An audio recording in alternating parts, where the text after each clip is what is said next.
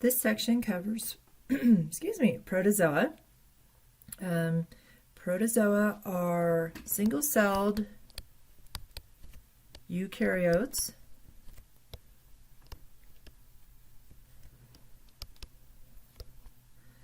And they primarily live in aquatic environments. So here is what you may know better as, and I always spell amoeba wrong, O-B-E-A, I believe. Plasmodium is the cause of malaria. This amoeba happens to be a brain-eating amoeba. Trichomonas is a STD, so sexually transmitted disease. Toxoplasma gondii, really super interesting protozoa. It's found in cat feces, and I believe, yes, we are going to read a paper on that this semester.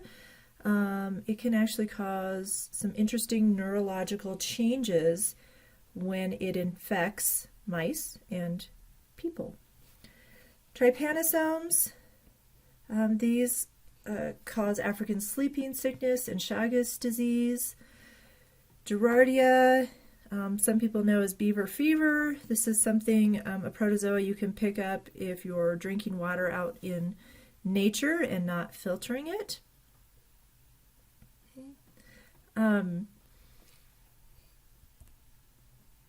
So protozoa can,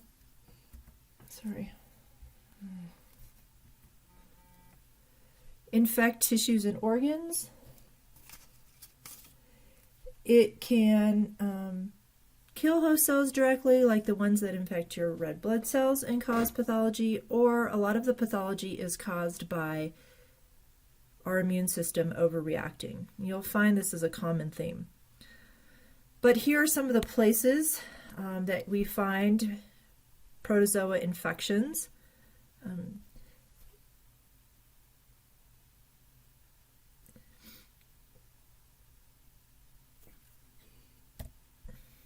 There are different stages that protozoa can be found in. Cysts are the vegetative state. I'm not spelling that right. Vegetative. Kind of like a spore. So resistant to harsh environments, hangs out for a while. The trophozoites are the growing, reproducing form of protozoa. Some protozoa reproduce sexually, some reproduce asexually by binary fission, similar to prokaryotic cells. They just grow big and divide. Protozoa can be transmitted several different ways. You can ingest contaminated food or water. Sexual activity, this is your Trichomonas. And what's interesting about Trichomonas is that, oh my gosh, I'm really having issues here, is that about 70% of people infected are symptom-free. So you don't really know unless you go to the doctor, and sometimes they will test you for a different STD and find out that you also have Trichomonas. Some are transmitted by insect vectors like the trypanosomes, malaria, leishmania, and some, like Toxoplasma,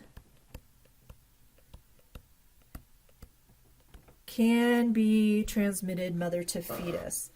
And again, we'll talk about Toxoplasma because it's something that here in the States we are exposed to every time we clean our cat box.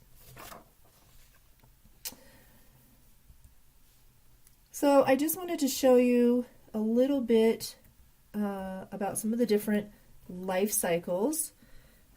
So here's an example of malaria. And malaria is causing disease by destroying the red blood cells it infects.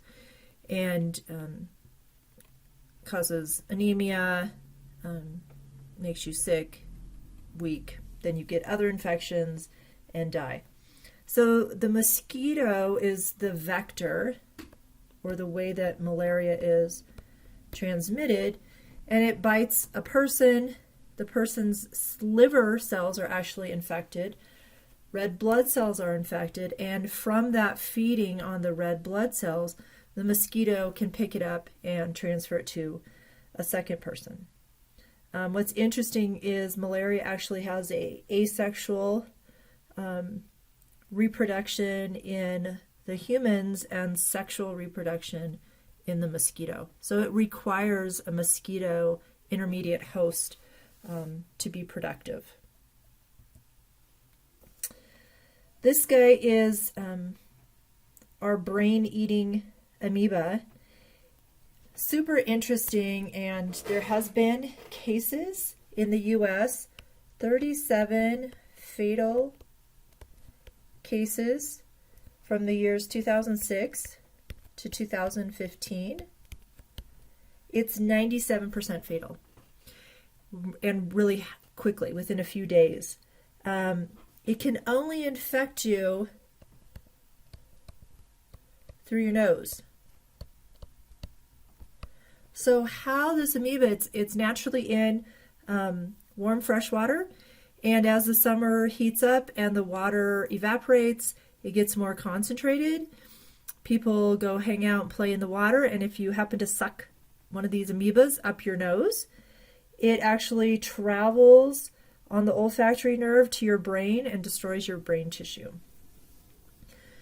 In other countries, this is a huge issue. In countries such as India, they do a ritualistic nasal rinsing, and unfortunately a lot of their water is infected, and so they're right there inoculating themselves with this amoeba. Here's Toxoplasma gondii. Excuse me. Super interesting protozoa.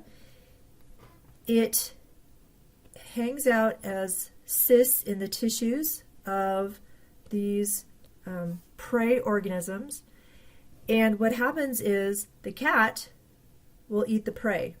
And what's really interesting about this parasite is that it seems to do something neurologically, and they've been showing this in mice, and this is the paper we're going to read, that actually make the mice no longer fear cats.